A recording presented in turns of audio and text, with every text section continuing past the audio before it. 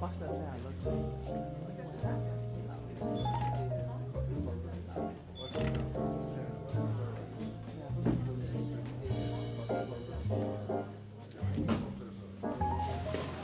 my name is Hans Blaasvær. My background, I have a degree, master's degree in computer science, so my perspective will be from computer science. And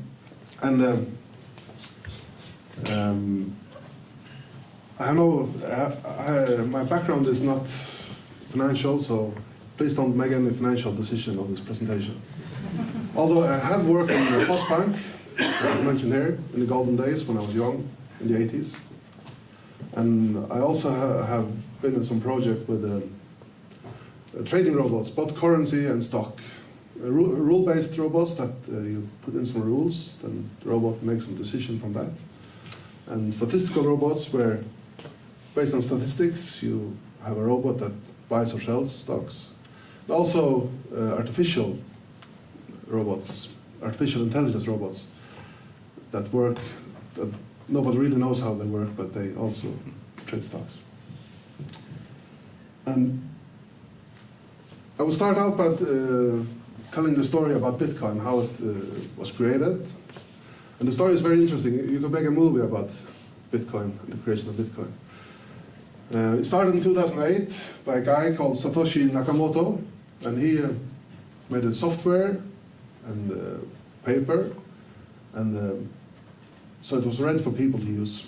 And he supported the system for 4 years, and then it disappeared. And it's a mystery who he was, where he came from, and where he went, but he totally disappeared. But before that, he actively discussed on the internet and supported people and developed the software. So now it's Bitcoin is living its own life. It's open source software, so everybody are able to look into the source code and compile it on their own computer and develop it further. And Bitcoin, as I said, is open source and it's based on the public key infrastructure. The public key infrastructure is a common and well-tested paradigm where you have a private key that you keep hidden, and you're the only one who has the private key, and you have a public key that's out in the open. And we have, and it's also based on peer-to-peer networking, where all the nodes, where we have nodes in the network that together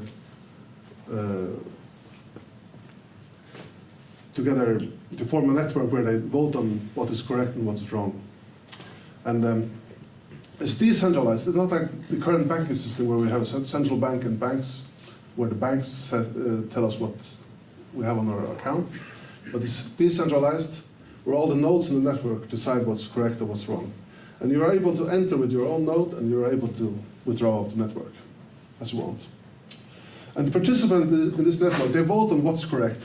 They vote on who is the correct owner. So if the majority of the nodes on the network say he owns the money, then he actually owns this money. And it's based on that the majority of the nodes are friendly or trustworthy. So if more than 51%, more than 50% of the nodes are trustworthy, then we have a healthy network with a trustworthy network where you can place your money. But if it tilts over and more than 50% of the nodes are not trustworthy, you'll get chaos. But as it is now, it's a healthy network. And the majority of the CPU power is actually, it's not the number of nodes, the CPU power decides who's correct or who's wrong. This is why we see these enormous computers, because you need a lot of CPU power. Public key infrastructure is very common, it's used everywhere. And we have some examples here, like Helden, the Paris infrastructure for digital communication is based on public key infrastructure. And talgilt is also based on this one. And NemID, if you know that, and SSL certificates. When you write HTTPS in your browser, it's also public key infrastructure. The difference between our digital ID and NemID is that NemID is central. So you have a NemID central with all the public keys, all the private keys, but Fairey solution is decentral, so we each have our own private key, and that way you make the targets for attacks much more distributed compared to if you're a central organization with all the keys. If you attack NemID and open it up, get in there, you get all the private keys, and then you have compromised network and you have to start from scratch again. But if we have a distributed system, you have to attack each node to get the private keys. And it's the same with Bitcoin. All the nodes, all the participants have their own private key, and you can't attack the central place to bring it down or steal Bitcoins.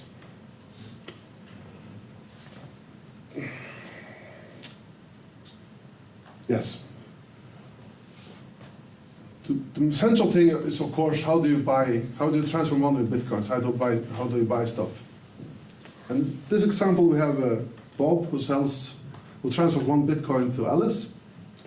And then what he does, he enters in the system and says, I want to transfer a Bitcoin to Alice.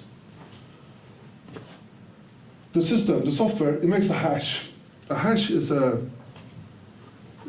signature for a digital file, like a function that counts the bytes and summarizes and multiplies it, so you get a unique signature for your file.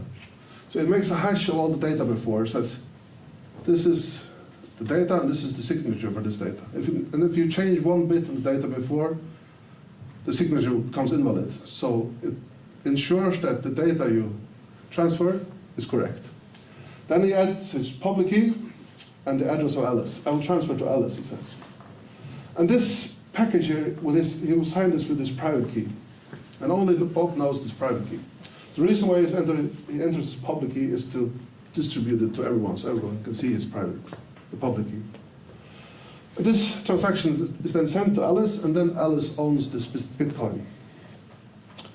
And actually, it becomes a block of data, this transaction. And this block of data is added to the blockchain. And blockchain is really a big buzzword today. Everybody's talking about blockchain, blockchain. It's actually a chain of blocks. The first block is the creation of the coin. It tells who created this, and so on. And each block after that is a transaction. And the end of the chain is the current owner. So Alice owns this Bitcoin right now. And you have the actual history of all the transactions in this blockchain. So you can see who bought and sold this. And even, it sounds like you know all the history, the addresses are anonymous, so you really don't know which person did it, but you know which public key did the transaction. And this continues with the transaction that are added to the end, and the blockchain will grow, and you have the history. And Alice and Bob's transaction will stay there. But you know, the anonymity part is, of course, just it's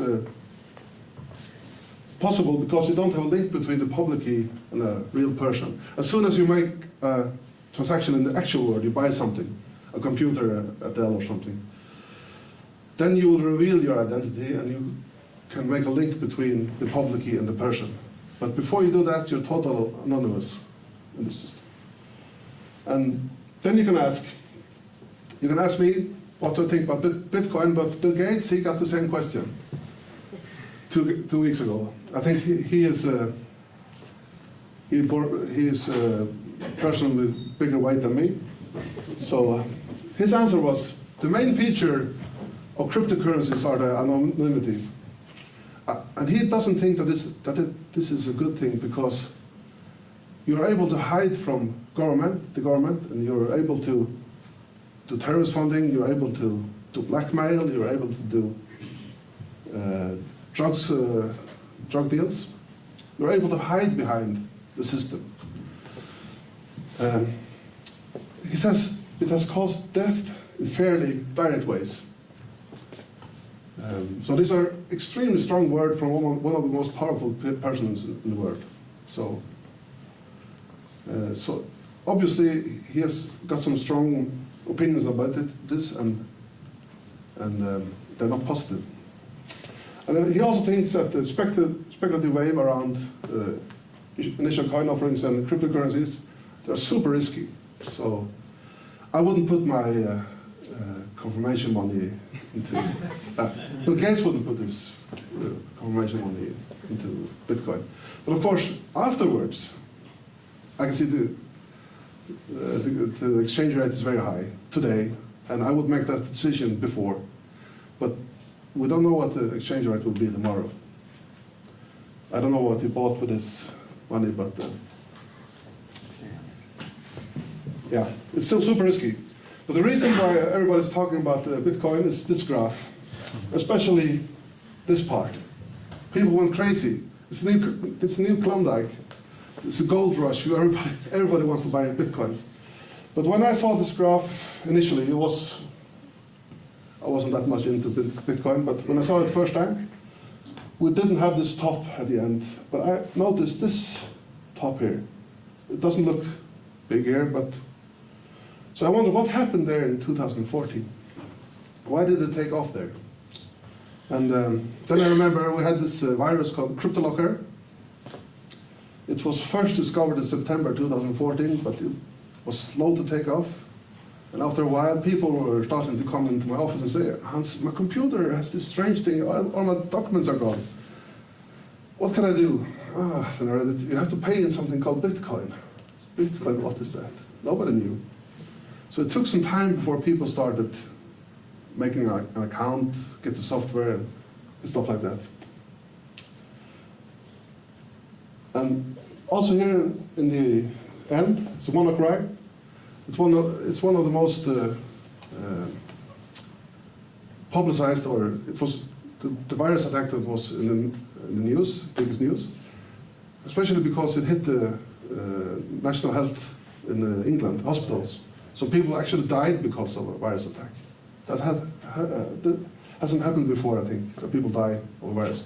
So it was all over the news. Everybody suddenly knew what Bitcoin was. And they looked at the graph, oh, it's going up, let's buy some Bitcoins. I don't know, probably. Another way to look at this is looking at trading volume. And you can see that the trading volume, it was record high after CryptoLocker. It's the highest it has been. And also this slow takeoff, people didn't in the start really know what to do about this, and they were unsure if they got their data back if they paid, but at the end people paid. But at the other end you can see that there's no trading at WannaCry, but there's a natural explanation for that, because the guys behind WannaCry, they had an invalid payment address. It wasn't possible to pay them for the ransom. But they got in the news, and the news, I think, got people interested in the Bitcoin. And also you saw that the ads on Facebook, there were Bitcoin ads everywhere, like Facebook and Google. And it looks like it was marketing, so PR department tried to sell Bitcoin to everyone. And it was actually, people went over to me not to open their virus-infected computer, but they said, Hans, how do I buy some Bitcoin? My daughter's just had a confirmation on how they invest in Bitcoins. I said, probably not. I won't help you. But you see those tops here as well. So what happened there? Incidentally, the other large virus attacks with ransomware was about the same time. CryptoWall, it was so successful they made a version 2, CryptoWall 2. CryptoWall 3 is probably on its way. And Chimera right here. I have no proof for this, but it looks like there's a strong correlation between those. And people also ask, what do you use Bitcoin for? And those instances there is, I think, the biggest reason to use a Bitcoin. When you lose all the pictures of your children and want them back, then you pay $1,000. It's not much. But in this end, it looks like Bitcoin has grown up. It has become a valid currency, and people are investing in it like an investment, not for a shady business. But in the start, it was probably more shady than it is now. If you switch to a logarithmic scale, then you actually see clearer how much you will gain when you invest, because you get a relative change in the exchange rate. And you can see in the start, CryptoLocker, this growth here is bigger than this one here. But this is faster. Then it goes down, and the virus attack happens, and it goes up, down again, up. Yeah. Not really here, but actually the growth before 2014 was bigger than percentage-wise than it is now. So you should have invested 2012 or 2009, then you would be rich today. Not if you invested in 2016. Or even worse, 2014 wasn't a really good time to invest in Bitcoins. You would have maybe multiplied your money in some way, but you wouldn't become a billionaire with that.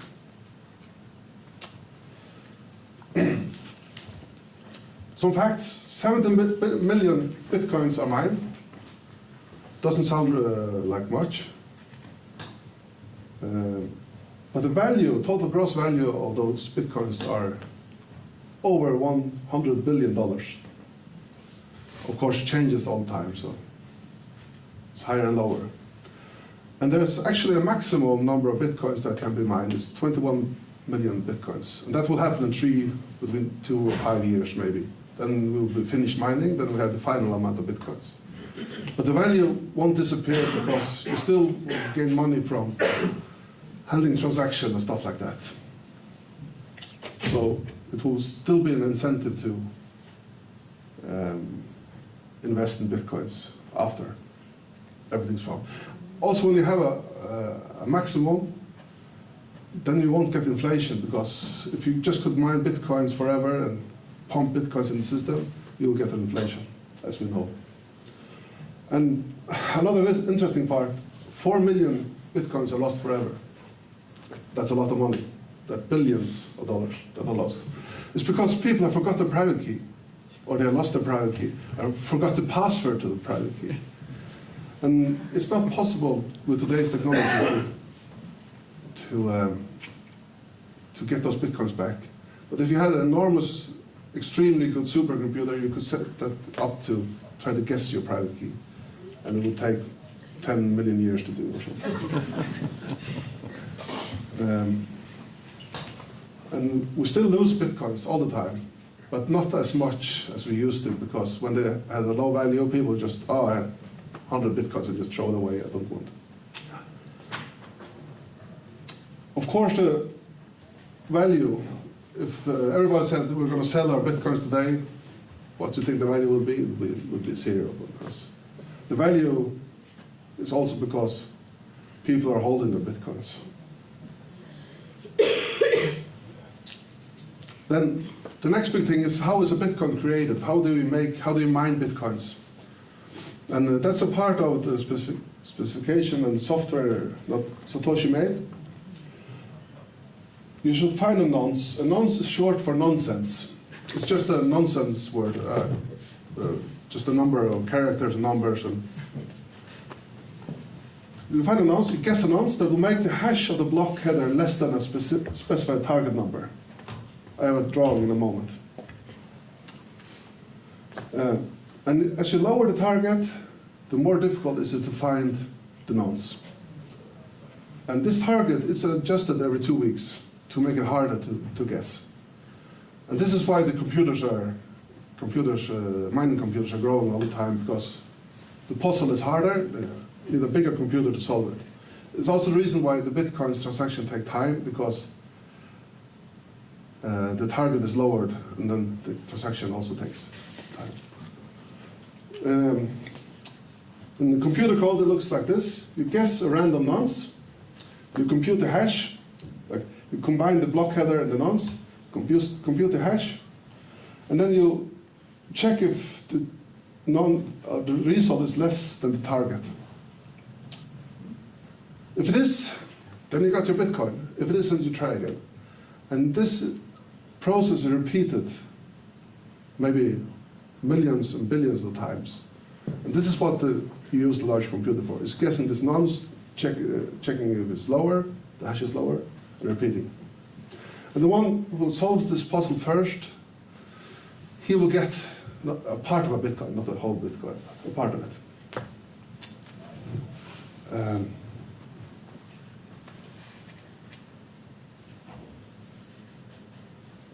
Yes. And the result is we have computers like this. This is in Russia. And they have all these are computers, and they don't have regular processors, they have graphic cards in those. The reason why they're using graphic cards is that graphics cards have a lot of small CPUs, maybe 1,000 or 2,000. And they have totally depleted the CPU card market. So if you're a gamer, you can't buy a CPU because all the graphic cards are in Russia or so China making Bitcoins. And they're using a lot of power. Fortunately, they have an energy bulb there to save a bit of power. And it also has affected the stock value of NVIDIA and AMD because they are making graphic cards, and everybody's, no matter the cost, they're buying the biggest graphic cards. So what happens is also we get a big rise in value in this part of the IT sector. And sometimes I wonder if the real goal was to funnel money into the graphic cards or CPU market to make this enormous supercomputer. Those are just young guys that use their imagination and all the money to build those computers in the old warehouse. The next one is in Iceland. This version 2, where they have nicer shelves. They're blue, but it's still enormous. But and you see, there are two guys with a laptop here. Oh, I can see the bitcoins rolling in. What do you think about the security here? They just found an old warehouse where they used to store fish, some plastic in front of the windows, and then start mining. Of course, this is a recipe for disaster because just last week they stole 600 of these mining computers. Just broke the door and went away with the graphic cards. But it didn't get the private keys because usually you protect your private keys with a password. They're probably on this one.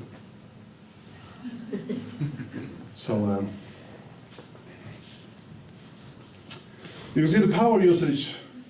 It is extremely high, and compared to the Faroes and Denmark, it's higher than both those countries. We use about 100 of the power compared to Denmark, but to the other Nordic countries, Iceland is very high. That's because they have cheap electricity, and also Norway and Sweden. But the power usage for bitcoins is extremely high. But if you compare it to today's banking sector, with all the mainframes and the ATMs and the computers at the offices, it's probably not as high as traditional banking, but it's growing.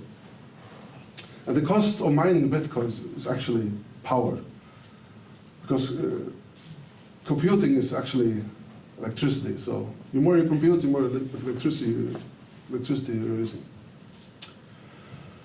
Ah, yes, nice. You see 3 jellyfish here. And the reason why we have this fish here, because these 3 jellyfish are actually as intelligent as the best artificial intelligence computer today.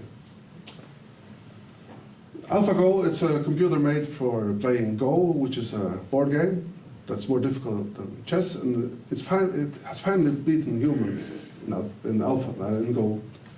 And it has 17,000 neurons, and the jellyfish has 5,600. An ant has 250,000.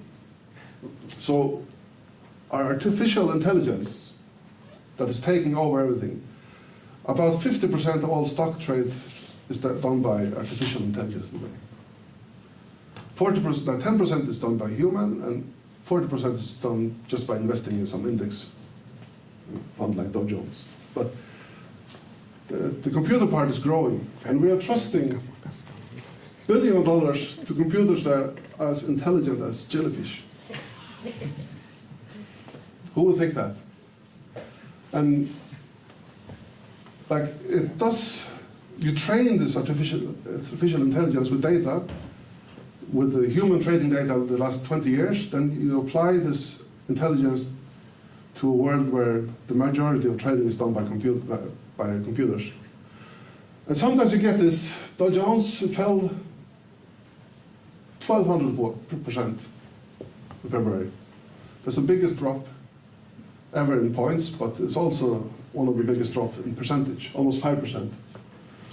Of course, it's moderate compared to 1987 and 1929.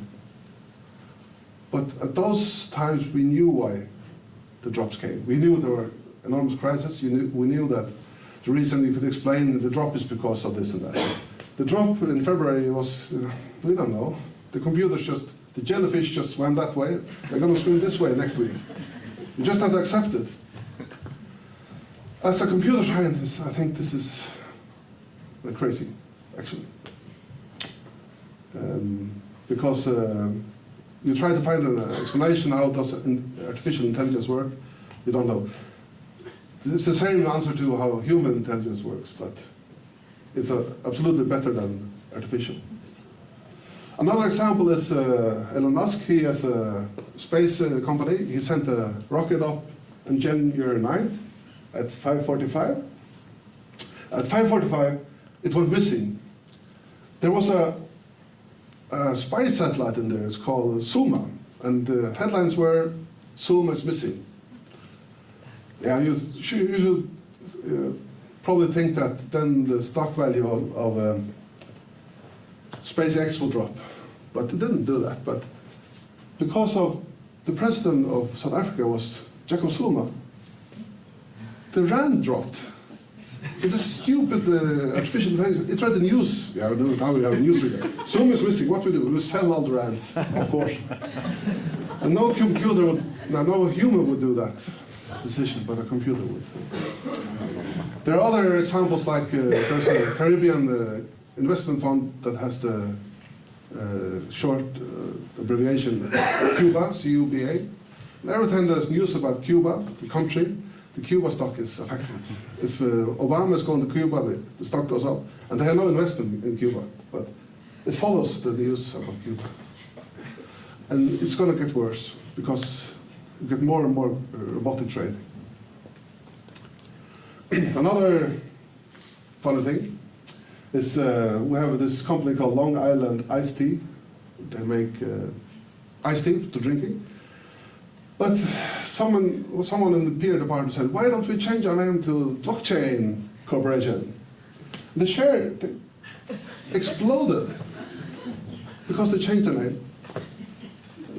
They got 5 times the value. And there was no trading before, but afterwards everybody was interested. So probably we're going to call the Katie House the Blockchain House in the near future. To ride this wave. And the point is, our trust in computers it's limitless. We trust them like they're always right. But in reality, we should call artificial intelligence artificial stupidity, because it is really sometimes extremely stupid. Sometimes it's intelligent, but what we do always, we optimize our computer system till it gives the answer that we want. Let's say, now it's intelligent, but we have actually turned all the buttons to make it intelligent. And then we think it's intelligent because it makes the same decisions as we, but after a while, when we let it loose in the stock market, we don't know what happens. So don't believe too much in artificial intelligence. And how will Bitcoin affect us as a human race? We're moving towards a digital world. Everything is going digital. And children born today, they will probably never see a banknote of physical money. And you know how it feels when we were young, when we got a stash of 100 kroner notes, how fantastic that was, or 1,000. And we're losing that connection between physical values. Today when we buy stuff, we just put it on a card, you don't even look how much they charge us. You just wipe it, no PIN code, nothing. Just, money is just, it's almost like they don't exist. Yeah. We will have a digital persona. We will have an actual persona and a digital persona. And there's a big difference between the actual world and the digital world, because in the actual world, we have to be physical present, but in the digital world, we can move around everywhere, we can hide, and we can do all kind of stuff. And computers are taking over all the services, like transport, airplane, driving, healthcare, elderly, and tellers, and shops, everywhere we just see computers. Prompt delivery, just sit at home and say, Alexa, buy me some cornflakes, and it will get delivered. So we are moving into a totally digital world with no physical, not really some manual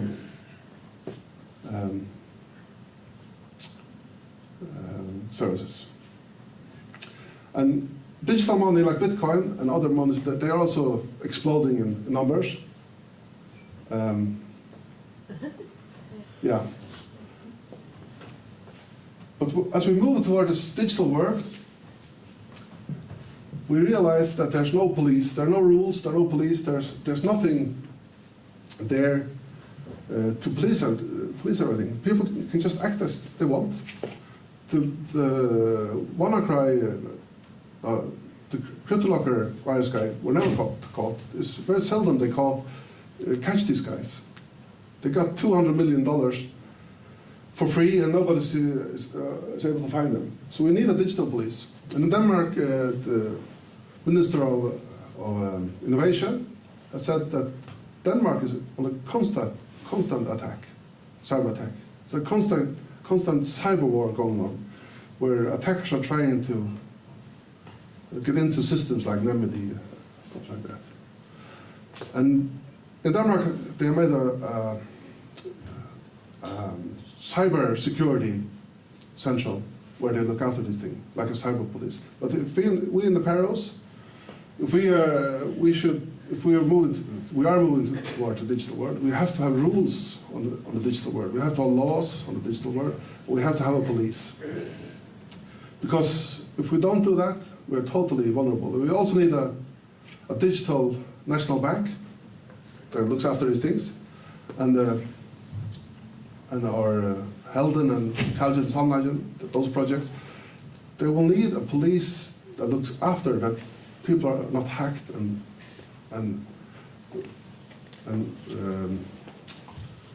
what's called rogue countries are breaking into everything. If you just ignore it, we will just lose everything. And when everything is digital, you can't drive a car without a digital certificate. What happens if it breaks down? Everybody go hungry. You can't order cornflakes anymore. You can't eat. You can't open the refrigerator. This work hasn't started. Nobody has even looked into it. But as we move to the digital world, we also need to have digital rules. To end, I will have a picture here of different digital currencies. Bitcoin was the first and big one. It's always the first one who wins. And the circles here are the year of when the other started. And you can see the value of Bitcoin is estimated at $195 billion. And Ethereum and Ripple are close behind. And Bitcoin Cash, that was invented in 2017, is also very big in value, and Litecoin. And by trade volume, you can see Bitcoin is really high. And if you get a big trade volume, you also, I think, will stabilize the system. And all these different e-currencies have different features like privacy or settlement or overlay services and smart contracts. So they're used for guarding privacy or making contracts. You can with Bitcoin version 2, you can make contracts and you use it as tokens or as cash. You have a cash that you can transfer. So the digital currency world is expanding fastly, and we heard before all this that a lot of countries have their initiatives, but we actually have a Faroese initiative, Chin up here, and he's a professor at the university. It's called Faroe Coin, and he's trying to get funding for this, so we can have our own Faroese currency. And if you make a Faroese coin with that is combined with the national bank, then you can actually start some new e-money that is not as anonymous as Bitcoin, and it could be regulated and start something very interesting experiment. Like you said, you could start in small countries, so we could do it here. And what's the future of Bitcoin? What do you think? Like one intelligent guy said, either it goes up, or it goes down, or it stays the same. That's my best advice. And nobody knows. But of course, if you look back and make a decision like now, you can make some money. One thing is sure, that e-currency is here to stay. And the blockchain, the basis and PK infrastructure, it's also technologies that will continue. But probably it will be version 2 or 3 or something that's smarter. That will be the one who is adopted everywhere. But e-currencies are here to stay. No doubt about that. I wonder if you have some questions. Did you spyrja förut, detta mänskor?